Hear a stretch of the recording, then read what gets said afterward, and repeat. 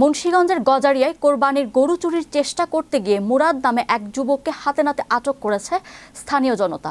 পরে তাকে পুলিশের কাছে সোপর্দ করা হয়। মুন্সিগঞ্জ জেলা প্রতিনিধি এস.এম. নাসির উদ্দিন জানান, বুধবার দিবাগত রাত 2:30টার দিকে উপজেলার ভবেরচর ইউনিয়নের ভিটিকান্দি গ্রামে এই ঘটনা ঘটে। পুলিশ ও স্থানীয় সূত্রে জানা যায়, আব্দুল মতিন দেওয়ান কোরবানির জন্য একটি গরু কিনে বাড়িতে রেখেছিলেন। গভীর রাতে কয়েকজন ব্যক্তি গরুটির বাঁধন খুলে নিয়ে যাওয়ার চেষ্টা করলে বিষয়টি টের পেয়ে ধাওয়া দিয়ে মুরাদ নামে একজনকে আটক করা হয়। এ সময় তার সঙ্গে থাকা অন্যরা পালিয়ে যায়। গরুর মালিক আব্দুল মতিন দেওয়ান জানান, রাতে ঘুম না আসায় তিনি জেগেছিলেন। এ সময় বাড়ির পাশে শব্দ শুনে বাইরে এসে গরু চুরির চেষ্টা দেখতে পান। পরে ধাওয়া দিয়ে মুরাদকে আটক করা সম্ভব হয়।